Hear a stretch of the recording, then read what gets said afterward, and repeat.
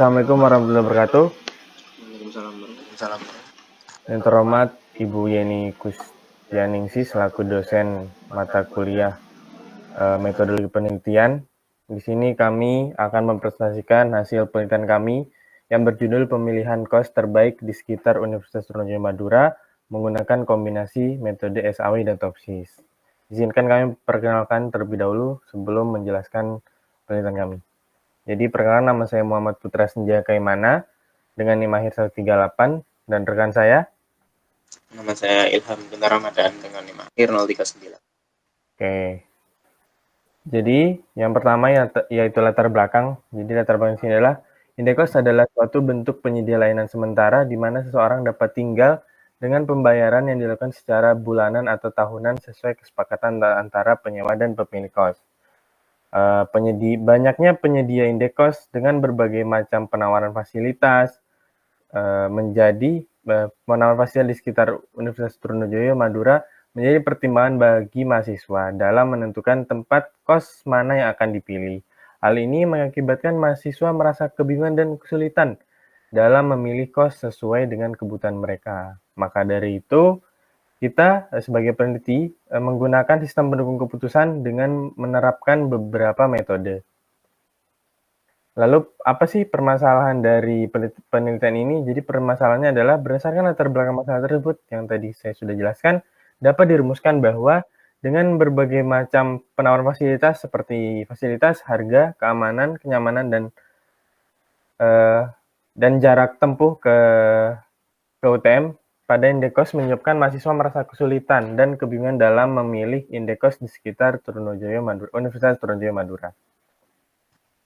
Lalu ada tujuan, jadi membuat sistem pendukung keputusan pemilihan indekos di sekitar Universitas Trunojoyo Madura menggunakan kombinasi dua metode, yaitu SAW dan TOPSIS, untuk membantu mahasiswa Universitas Trunojoyo Madura dalam menentukan pilihan kos yang paling sesuai dengan preferensi mereka di sekitar UTM. Lanjut. Lalu untuk manfaat dari penelitian yang kami lakukan itu adalah memberikan panduan yang lebih baik pada mahasiswa Madura khususnya dalam memilih kos yang sesuai dengan preferensi mereka. Yang nantinya di dalam penelitian kami kali ini itu menginputkan kriteria yang telah banyak diminati oleh mahasiswa Universitas Trunojoyo Madura dan metode yang terbukti efektif juga. Lanjut. Untuk batasan masalah dari penelitian yang kami lakukan ini, yang pertama itu fokus dari penelitian ini yaitu di sekitar area Kelang Madura, yaitu di sekitar kampus Universitas Trunojoyo Madura. Yang kedua, hasil penelitian ini nantinya hanya menampilkan 10 tempat kos yang menjadikan tempat tersebut sebagai rekomendasi rumah indekos, yang mana 10 tempat itu merupakan terbaik dari data-data yang kami proses sebelumnya. Lalu batasan mata yang terakhir, yaitu penelitian ini berlaku untuk mahasiswa Universitas Trunojoyo Madura saja. Jadi penelitian ini akan lebih difokuskan hasilnya itu nanti kepada mahasiswa Universitas Trunojoyo Madura untuk mereka memilih tempat kos yang akan mereka gunakan.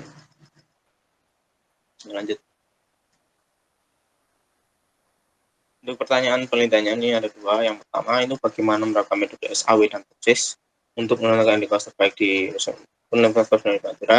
Ini lebih ke bagaimana pengkombinasian antara SAW dan TOPSIS untuk mencari atau menentukan rumah kos terbaik. Yang kedua, bagaimana kombinasi metode SAW dalam suatu sistem untuk memvalidasi pemilihan kos yang efektif. Nah, ini lebih ke bagaimana sih efektivitas antara kombinasi SAW dan TOPSIS yang udah kami rancang sebelumnya ini untuk menentukan kos terbaik di sekitar Universitas Trunojoyo Madura. Lanjut. Oke, selanjutnya ada landasan teori. Landasan teori ada berupa 4, ada indekos, SPK, SAW, dan TOPSIS. Yang pertama indekos. Indekos atau biasa disebut kos merupakan layanan yang memberikan penawaran berupa kamar atau tempat tinggal dengan biaya dan jangka waktu tertentu. Biasanya dengan pembayaran dilakukan secara per bulan. Pemilik kos menyediakan fasilitas berupa sebuah bangunan dengan berbagai kamar yang dapat disewa oleh orang-orang yang memerlukannya. Lalu ada SPK. Sistem pendukung keputusan adalah alat atau sistem yang digunakan untuk membantu dalam mengambil keputusan, terutama dalam situasi di mana informasi tidak selalu tersedia secara lengkap atau dalam kondisi yang kurang terstruktur. Kondisi semi-struktur dan tidak terstruktur ini membuat sulit bagi satu orang untuk membuat keputusan tanpa bantuan, sehingga sistem ini dirancang untuk memberikan dukungan dan informasi yang diperlukan dalam proses pengambilan keputusan, terutama pemilihan indekos. Lalu ada SAW. SAW adalah metode dalam konsep sistem pendukung keputusan yang memiliki konsep melakukan pencarian dan penjumlahan terbobot dan rating kinerja pada seluruh alternatif di setiap atribut atau kriteria. Selanjutnya, Selanjutnya ini adalah landasan teori mengenai topsis. Ya, di sini kami menjelaskan topsis itu merupakan metode dalam konsep sistem keputusan dalam analisis multikriteria. Prinsip dasarnya yaitu alternatif yang memiliki jarak paling dekat dengan nilai positif, namun memiliki jarak paling besar dari nilai ideal negatif. Lanjut.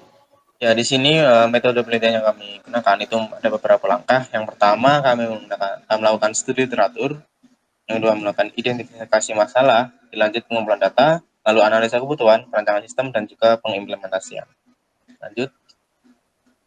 Apa sih studi literatur? Jadi, menurut beberapa sumber yang kami dapatkan, studi literatur merupakan pengumpulan informasi yang diperoleh dari bermacam sumber untuk memberikan penguatan teori dari penelitian yang kami lakukan. Penguatan teori bisa berupa kombinasi-kombinasi dari penelitian sebelumnya yang relevan dengan sistem pendukung keputusan. Ya, ini untuk menentukan indekos tentunya. Jadi studi literatur ini merupakan teori yang bisa menguatkan penelitian yang kami lakukan nantinya. Oke, dalam menyelesaikan penelitian ini kami membutuhkan beberapa sumber referensi yang tersedia seperti jurnal, buku, paper, penelitian sebelumnya, dan berbagai jenis referensi terkait yang sesuai dengan penelitian yang kami lakukan. Lanjut. Lalu identifikasi masalah. Setelah kami melakukan pengumpulan informasi, kami mendapati bahwa mahasiswa Universitas Teknologi Madura itu sering mengalami ketidakpastian yang signifikan dalam memilih indekos di sekitar kampus. Ketidakpastian ini mencakup ketidakjelasan terkait kriteria pemilihan, kurangnya informasi yang memadai tentang opsi indekos, serta rasa kebingungan yang mengenai faktor-faktor yang seharusnya dipertimbangkan dalam mengambil keputusan terkait pemilihan indekos. Lanjut. Oke, selanjutnya ada pengumpulan data. Jadi kami menggunakan dua jenis data utama dilakukan dalam penelitian ini. Pertama, data evaluasi indekos oleh mahasiswa Universitas Teknologi Madura yang diperoleh melalui pengisian kuesioner. Data ini mencakup penilaian terhadap kriteria yang telah dirumuskan seperti biaya bulanan, fasilitas, tingkat keamanan dan kenyamanan, dan jarak indekos ke kampus. Kedua, data mengenai jumlah peserta yang berpartisipasi dalam penelitian, yaitu sebanyak 50 mahasiswa Universitas Trunojoyo Madura. Lalu ada analisa kebutuhan. Jadi untuk membangun sebuah sistem memerlukan dua kebutuhan, yaitu kebutuhan fungsional. Kebutuhan fungsional yang harus ada sistem pendukung keputusan adalah sistem ini memiliki hak akses untuk menjalankan fitur-fitur di dalamnya seperti username dan password.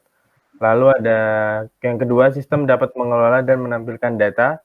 Lalu ketiga, sistem dapat melakukan proses CRUD, yaitu create, read, update, dan delete. Lalu sistem dapat mencetak hasil laporan perankingan alternatif. Lalu kebutuhan non-fungsionalnya ada Visual Studio Code, lalu ada bahasa pemrograman PHP, lalu ada XAMPP versi 3.03, lalu ada sistem operasi Windows, lalu ada prosesornya Intel i3, lalu memorinya sebanyak 4 GB, lalu hard disk sebanyak 1 TB. Oke, kita lanjut ke perancangan sistem. Di sini ada use case, di mana user dapat melakukan login di sini. Lalu user juga dapat melakukan view dashboard atau melihat dashboard. Lalu user dapat mengelola data alternatif dan data kriteria. Selanjutnya ini activity diagram untuk login. Jadi pengguna pertama masuk ke halaman awal web, lalu sistem akan menampilkan form login. Lalu user akan disuruh untuk menginputkan username dan password. Jika username-nya benar, maka akan masuk ke sistemnya. Kalau tidak, balik lagi ke form login yang akan pengguna akan mengisi ulang username dan password secara benar. Lalu ada activity diagram tambah data kriteria. Jadi pengguna di sini pertama membuka kelola data kriteria, lalu sistem akan menampilkan kelola data kriteria, lalu pengguna disuruh untuk mengklik tambah data kriteria, lalu sistem akan menampilkan form tambah data kriteria. Lalu pengguna di sini disuruh mengisi nama kriteria, bobot kriteria, dan mengisi tipe kriteria. Lalu sistem akan menyimpannya ke database. Lalu ada edit kriteria. Pertama, pengguna disuruh membuka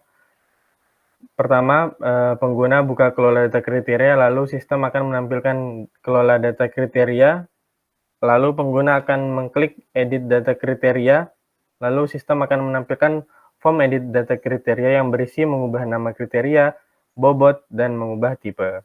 Lalu database akan menyimpannya. Lalu ada hapus data kriteria. Pertama, membuka kelola data kriteria, menampilkan kelola data kriteria, lalu pilih datanya yang akan dihapus. Lalu jika ingin dihapus, klik hapus, lalu sistem akan menghapus dari database.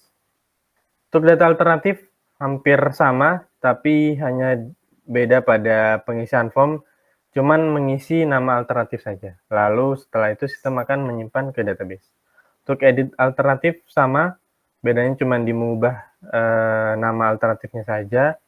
Lalu untuk penghapusan data alternatif sama saja kayak data kriteria, pilih data alternatif yang ingin dihapus. Jika ingin dihapus, klik hapus, lalu sistem akan menghapusnya secara otomatis.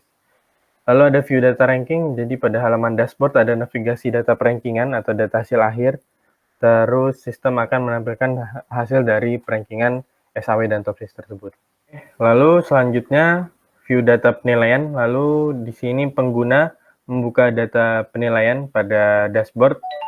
Lalu sistem akan menampilkan data penilaian. Lalu pengguna akan memilih data penilaian mana yang mau diedit. Lalu sistem akan menampilkan form penilaian. Lalu di sini pengguna dapat mengubah data penilaian per kriteria. Lalu setelah berhasil mengubah, sistem akan menyimpan secara otomatis di database. Lalu selanjutnya sequence diagram, silakan.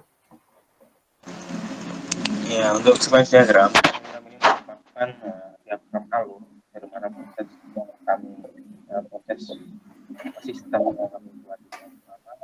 Kita lihat di sini ada user nantinya bertugas atau user ini tempo waktunya itu selama sistem dijalankan. Sama di halaman utama itu juga akan berlangsung selama sistem dijalankan. Nanti di halaman utama akan masukkan data, itu akan menuju ke halaman info SPK selama pemasukan data itu nanti selesai. Jadi selama pemasukan data itu nanti ada tambah data lalu simpan data. Ini merupakan tempo atau waktu yang berlangsung dari sebuah proses dalam sistem kami. Prosesnya itu dalam utama, dalam input, kontrol data, terus data SPK. Kontrol data itu nanti berupa kayak seperti tambah data, edit data, menampilkan data, lalu menghapus, dan juga menampilkan hasil perankingan. Untuk tempo-tempo waktunya di sini, data SPK ini merupakan basis data atau data yang digunakan atau penyimpanan data dari hasil-hasil inputan yang dimasukkan oleh si user tadi mengenai sebutan, terus menampilkan data dari database SPK tadi, terus mengupdate, menghapus, dan juga melakukan eksekusi perhitungan. Gitu. Lanjut. Oke, selanjutnya di sini ada perencanaan sistem yang keempat yaitu entity relationship. Lalu di sini user mempunyai atribut yaitu username dan password. User dapat mengelola kriteria yang berelasi one to many. Di kriteria kita bisa lihat ada atribut ID kriteria dan nama kriterianya. Lalu kriteria memiliki bobot dengan relasi one-to-one dengan atribut nilai bobot dan keterangannya. Lalu kriteria di sini menghasilkan,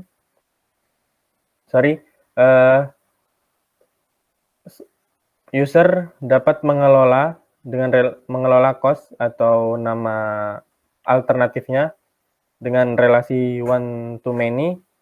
Di sini cost kita bisa lihat ada atributnya ID cost dan nama cost. Lalu cost melakukan penilaian untuk kriteria dengan relasi many to many. Lalu kriteria menghasilkan dari perhitungan penilaian tadi, kriteria dapat menghasilkan sebuah perankingan dari data-data tersebut dengan relasi one to many. Selanjutnya, silakan. Lalu di CRM ini merupakan konseptual data. Di sini merupakan konsep awal dari perancangan database yang ada di sistem kami. Nah, kami membuat 4 tabel, yaitu 4 tabel entitas. Yang pertama itu user. Di dalam user memiliki atribut ID, username, dan password yang nantinya digunakan untuk melakukan login. Terus yang kedua itu ada kriteria yang mana ini nanti digunakan untuk melakukan perhitungan terhadap alternatif yang di bawah juga ada atribut ID, kode ini merupakan ya semacam kayak seperti T1, C2 dan C seterusnya. Nah, di bobotnya ini kami menggunakan tipe data real karena tipe data real ini kami gunakan untuk bobotnya itu mulai antara range 0 hingga 1. Jadi kami nanti akan memberikan 0,1. Untuk entitas selanjutnya ada alternatif, di mana di alternatif ini terdapat ID juga, lalu terdapat nama dan juga kriteria yang dimasukkan di dalam alternatif itu. Jadi nanti ada C1 sampai dengan C5 karena kriteria kami gunakan ada 5 yang masing-masing itu bertipe dari.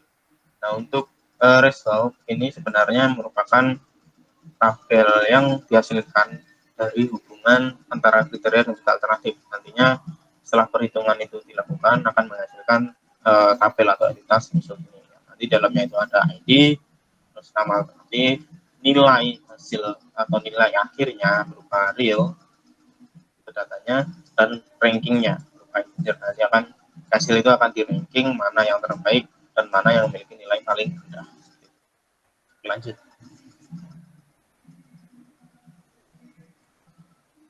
Untuk PDM ini juga mirip CDM tadi, ya, ini lebih ke kami telah mendefinisikan yang mana yang menjadikan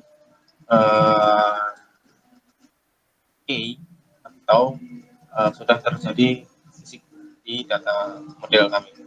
Yang pertama ya sama, dapat 4 entitas, ada user, ada kriteria, ada hasil, dan alternatif, di mana ID itu merupakan primary key dari tiap-tiap entitas yang nantinya kami gunakan untuk mendapatkan nilai dari entitas tersebut. Sebagai contoh, misalnya kami ingin melihat hasil dari alternatif ketiga, ya kita tinggal cari aja di entitas hasil atau tabel hasil dengan menginputkan alternatif ID-nya atau ID dari alternatif.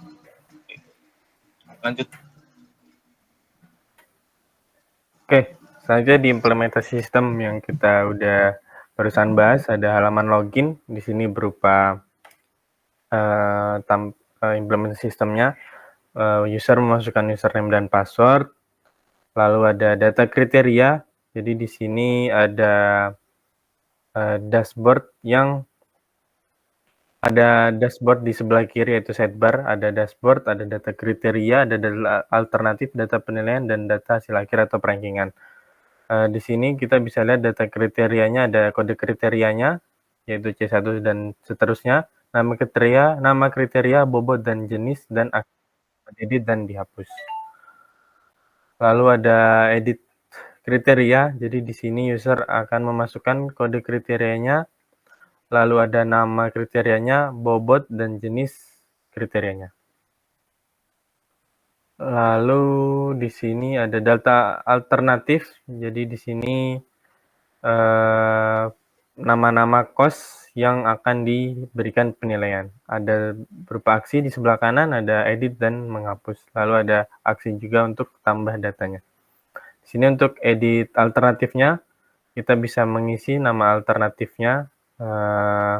Kita juga bisa mengupdate dan membatalkan. Lalu ada data penilaian. Nah, data alternatif tadi kita beri penilaian. Untuk edit penilaiannya di sini kita bisa lihat ada harga, fasilitas, keamanan, lingkungan, jarak ke kampus yang merupakan data kriteria per alternatif. Lalu ada data hasil akhir sesuai tadi yang PDM dan CDM. Ada nama alternatifnya, lalu ada nilainya atau angkanya, lalu ada rankingnya. Lalu di sebelah kanan yang warna biru ada tulisan cetak data sesuai dengan kebutuhan fungsionalnya tadi, dapat melakukan pencetakan data. Lalu di sini ada data profile. User di sini menginputkan email, nama lengkap, username dan password. Jika ingin mengubah, tinggal ubah lalu mengklik button update di sini. Selanjutnya di sini ada dashboard. Jadi di halaman dashboard ada data kriteria, data alternatif, dan data hasil akhir. Lalu data penilaian sesuai apa yang ada di sidebar di sini. Oke, selanjutnya silakan.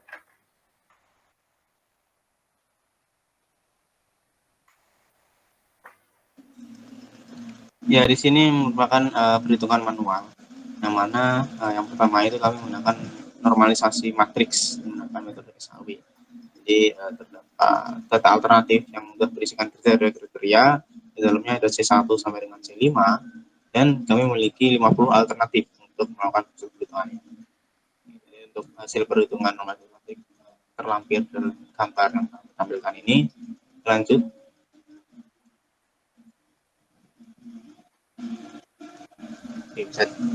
Lalu setelah kami melakukan normalisasi matriks tadi, kami menentukan pembagi dan juga melakukan pembagian dari matriks yang sudah ternormalisasi.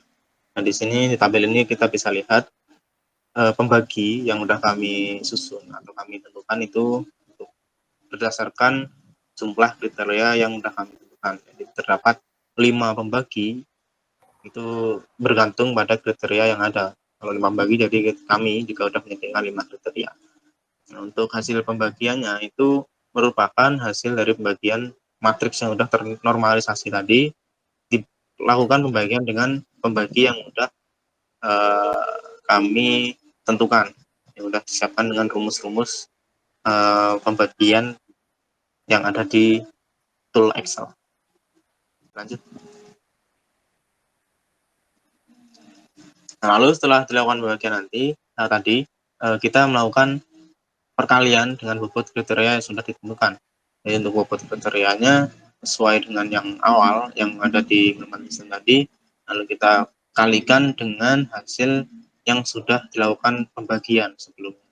Jadi dari C1 sampai dengan C5 itu tertera kriteria bobotnya masing-masing, lalu dikalikan dengan hasil pembagian yang telah ditentukan nanti. Lanjut.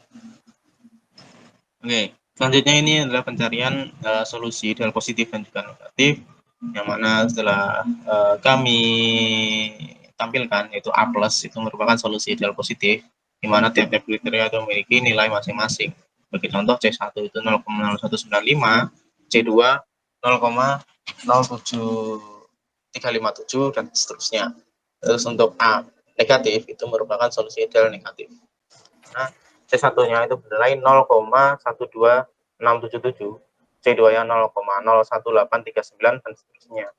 Nah, untuk yang bawah ini merupakan tabel dari hasil perkalian antara solusi ideal negatif dan juga positif, yaitu A negatif maupun A positif dengan hasil kriteria yang sudah dikalikan dengan hasil matriks atau alternatif yang sudah dikalikan dengan bobot kriterianya.